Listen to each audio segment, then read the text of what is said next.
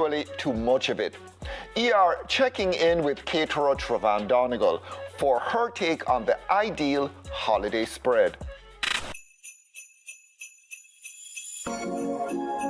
Trevanne Donegal, nearer to 2 decades in the food business, didn't stop after going to cooking school in Florida, later honing her culinary skills in the UK.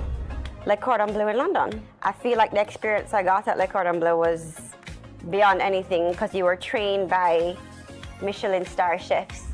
Before settling on making a name for herself as a caterer back home in Jamaica. SEAR, it's actually an acronym for Sweet and Savory Eats Authentically Revised. And it's also a cooking technique, so I think it just ties in nicely. Her specialty, intimate dining, small groups, special occasions. What do you have to have a handle on to get catering right? I feel like you need to kind of always network, make sure that you have your name out there so that, and have a good online presence. People are Google searching, they're always looking for somebody on Instagram. If your presence is felt and known, you will be in the fore and front of mind. But you know, there's somebody out there who says, boy, you know, I tasted something by Trevanne and it was absolutely great. What's that likely to be? Something sweet or something savory? It is something sweet. I feel like I do a lot of events for desserts. Desserts I do all the time. No kidding. Our ER tagged cake was no mean feat of layers and textures, capping Trevanne's take on a seafood-friendly twist on Christmas dinner that also hits traditional notes.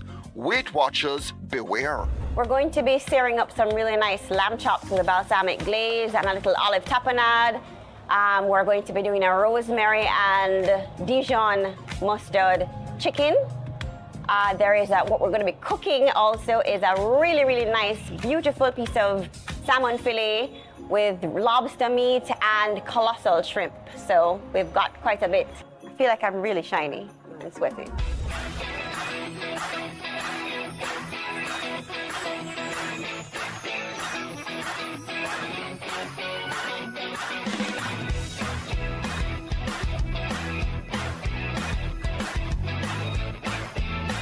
The holidays, understandably, one of her busiest times of the year. If I get hoarse in this interview, it's because I'm working such late nights and early mornings trying to get all the orders out for both dessert and food. For Christmas 2023, yes, we're doing hams. We have some amazing hams from CB, or seafood. I'm a pescatarian, so I don't know why I always lean towards seafood dishes, and I love combinations. So for me, a classic SEAR dish on the menu would be salmon, shrimp, and lobster in one big, amazing seafood combination. Yeah, we're just melting the pepper jelly so we can glaze the shrimp.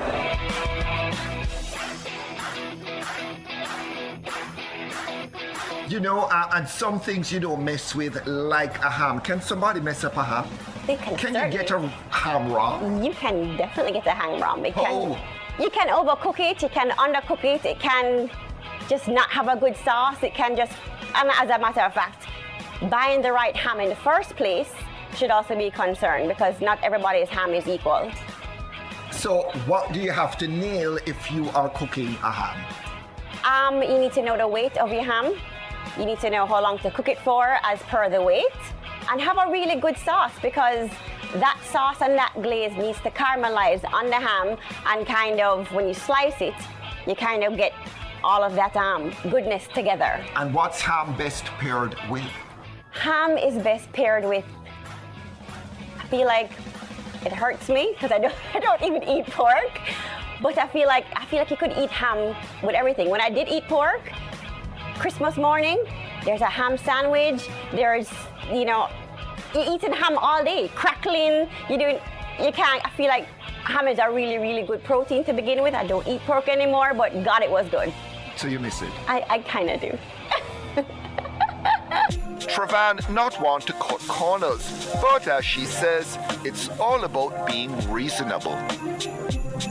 I'm great in the kitchen, but you also have to have the numbers in your head. Yes, balancing both is quite a task. It's really a juggle to give them quality ingredients and a quality product at a reasonable price, and also you have to pay your staff well because it's overtime now. They're working really, really hard.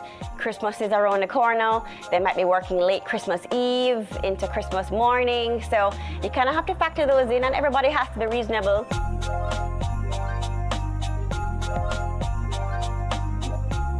When a client comes to me, we're going to the same supermarket, so you know what things cost. So, you know, it'd be fair. I mean, we both have to eat our food. After 17 years, you still get a kick out of catering? I do. I love it. I'm not gonna lie. Even this season, I've had a couple of meltdowns where I say, you know, I would really like to be a cashier and just clock in and clock out. I'd go pump gas because I want zero responsibility. And I have a son. He's gonna be 2. I kind of have to juggle, you know, motherhood, wifehood, all of these things, you know. So it is quite a task. Is there a particular trend in catering, in dining out that you've noticed? What I've noticed is that when clients order, they want more of a setup. They want more of a show. They want all the bells and whistles. So if you're having something live, or if your buffet line needs to have just something interesting. It's not just, you know, coming and putting plates on a table. It needs to be set, and they want some creativity.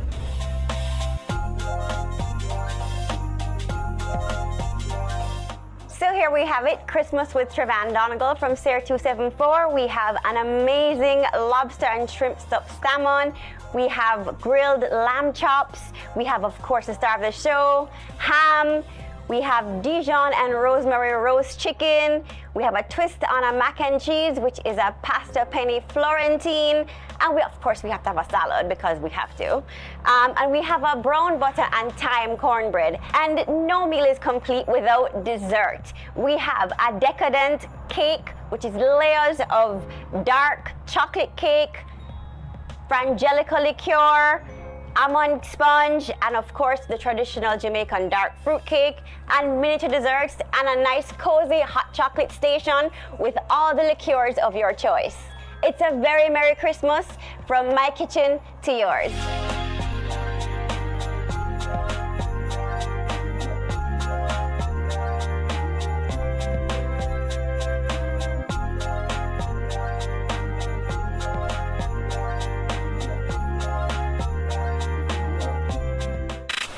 Want to give an unusual Christmas present?